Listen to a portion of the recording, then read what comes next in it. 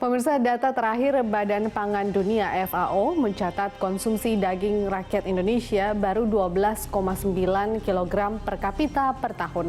Sedang Thailand sudah 23,3 kg dan Cina 59,8 kg. Dengan makin mahalnya daging ayam, berimbas kecukupan protein hewani masyarakat yang menurun. Benarkah ini karena kemarau panjang atau sebuah skenario besar yang menciptakan instabilitas ekonomi untuk menggoyang pemerintahan Jokowi? Ini liputannya untuk Anda.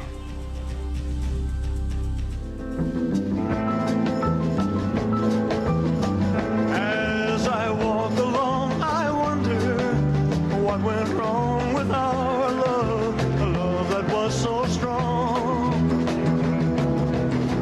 And as I still walk by.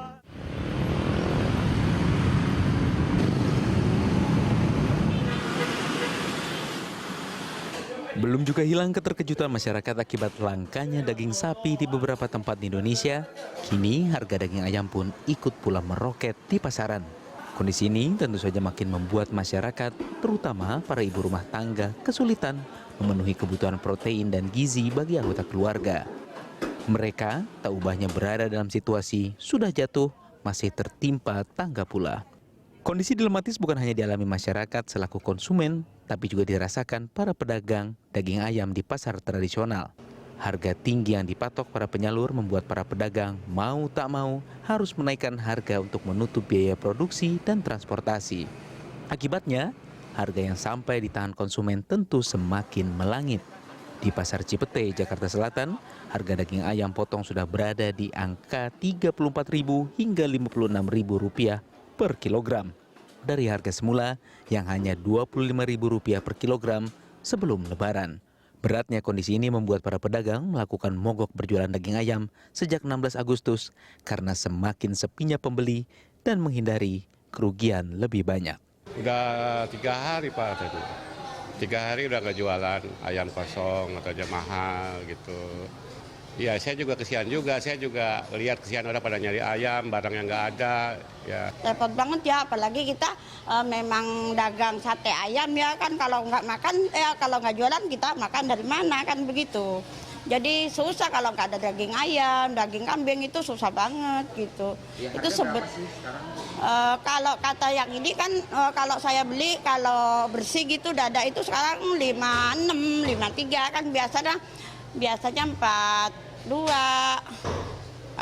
39 kan gitu. Orang kok melonjak banget. Melonjaknya harga daging ayam potong di pasaran, salah satu alasan yang dimunculkan adalah soal terjadinya kelangkaan persediaan ayam di beberapa peternakan ayam potong maupun petelur.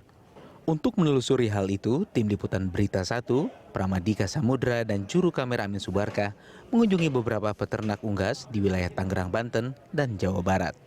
Ya, saat ini saya sedang berada di salah satu peternakan ayam yang besar di Legok, Tangerang, Banten.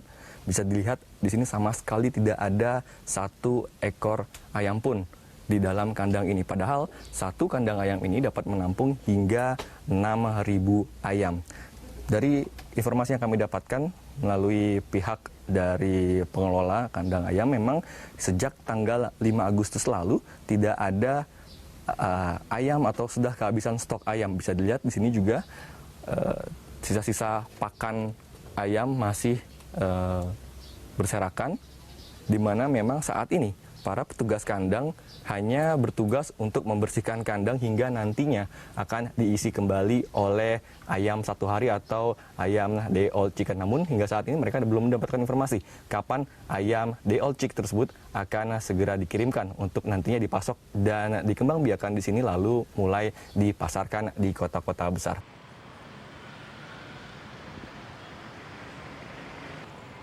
Bukan mengada-ngada, bila banyak pihak mensinyalir kondisi ini sengaja diciptakan dan ada keterlibatan para pemilik usaha monopolistik perusahaan besar. Mogoknya para pedagang daging ayam di pasar tradisional karena tidak bisa menjual dagangan dan langkanya pasokan tentu berdampak tingginya serapan daging beku di supermarket atau pasar modern yang selama ini kurang begitu diminati konsumen. Alhasil, para pemilik usaha monopolistik perusahaan besar menangguk untung besar. Terlebih bila melihat para pengusaha besar itu umumnya memiliki cold storage ayam atau tempat penimbunan daging ayam beku yang mampu menyimpan lebih kurang 30.000 ton daging ayam beku. Dan kini saatnya mereka mengeluarkan secara besar-besaran daging ayam mereka dari cold storage untuk menjaring laba. Di lain sisi kami juga mau mendukung dan melindungi peternak dan petani. Ya, jadi kami mau jaga betul semangat daripada petani dan peternak. Ya, tapi harus diimbangi juga dengan inflasi harga. Ya. Jadi impor itu bukan sesuatu yang kita sukai, tapi bila perlu ya kita laksanakan.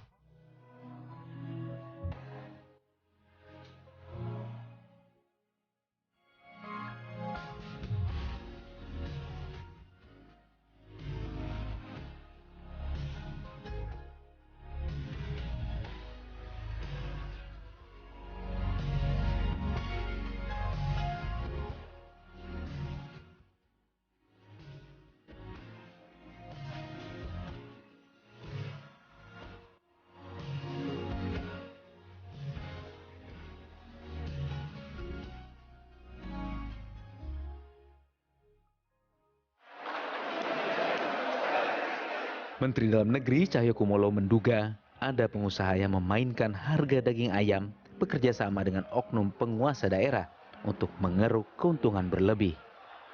Untuk itu pemerintah pusat dan provinsi akan menggelar operasi pasar jika terjadi kelangkaan daging ayam di pasaran.